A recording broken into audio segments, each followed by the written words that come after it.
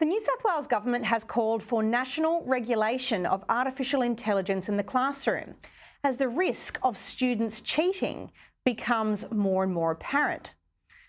Ahead of a meeting with federal, state and territory education ministers in July, the New South Wales Education Minister and Deputy Premier Prue Carr has warned that AI could potentially be quite dangerous, and individual schools and teachers should not have to set their own policies for the use of AI chatbots in teaching and assessment. Joining me now is a former school principal and founder and CEO of Real Schools, Adam Voigt.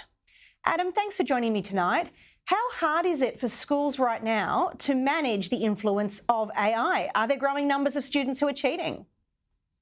It's pretty difficult for schools at the moment, Amanda. They're sort of standing right on the edge of one of the most important and challenging sort of moments almost in history in education. I think probably since the invention of the internet, we haven't had a disruption like this come along to the way we do education in our country, and they're trying to work it out. So I do agree with Minister Carr that we need a federal, if not at least a state-based response to it. In answer to your second question, are there more students cheating? The answer is yes. And it's because it's easier.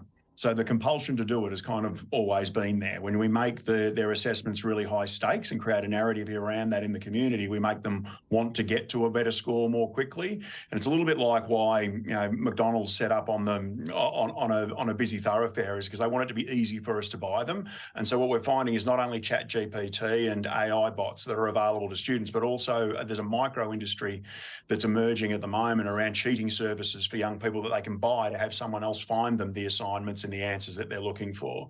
So it's easier now to cheat than it ever has been before, and schools are grappling with all of that. Can you give us some examples of how schools are trying to combat it at present? So I think at first, probably the first knee-jerk compulsion, this is something that happened right across the Western world, was to ban it, was to try and block it. But then they realised that actually we can't do that because the AI genie was sort of out of the bottle when OpenAI dropped ChatGPT on us. So they've moved away from trying to just blanket ban it, even though I understand why government schools in particular have had to do that, because to access these services themselves, you're supposed to be above 18. So they really shouldn't be allowing it in the first place. But understanding that they really can't stop that from happening in their schools, they're now trying to look at how they can embrace it. And I think they're battling at the moment in a bit of Middle Earth where they're trying to work out how do we incorporate something like this into a model that we haven't really had to change the basics of for a really long time. And then perhaps how could we get to what might be the benefits of it? How could we make this work for us in a useful kind of way? So what guidelines would you like to see the government come up with to more healthily manage its influence? So I would love to see the government take the attitude that we're not going to try and play some sort of game of whack-a-mole where we try and hit every little chat bot and every cheating service on the head. But what we're going to do is to try and help schools get to the benefits of it. And there are benefits to it.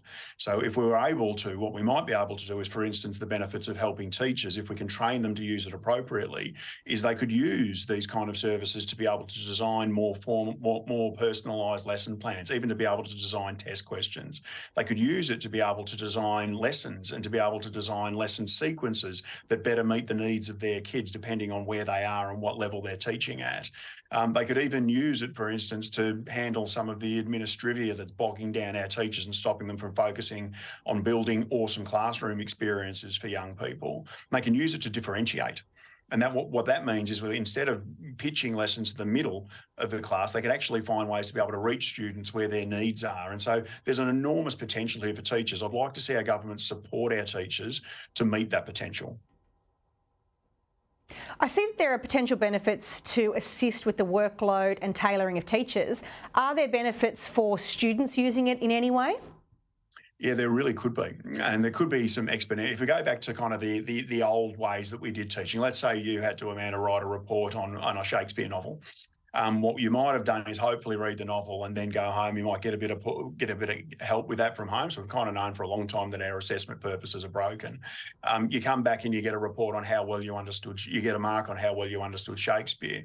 What we could do now, for instance, is we could use this kind of work we know that kids are not going to write the report on their own as much, and they're going to use these kinds of devices to get the report written. So instead of marking them on that, we could get them to produce this, and then as a group, get them to examine what makes a good report, because that's what we're trying to do. We're trying to help them get good at writing a report. And so what we could do is, for instance, to embrace elements like being able to watch video about what makes a good report, have ChatGPT or something like it produce that report, and then sit in a group and critique it, actually do some higher order thinking. The world is going to ask of our students higher order thinking, critical thinking, media literacy, and all of these elements could be better embraced through ChatGPT if we can be kind of brave enough to say we're going to embrace it rather than try and block it out. Thank you so much, Adam Voigt, for your contribution and for that creative approach to how to deal with the emergence of this technology in the classroom. Have a good night.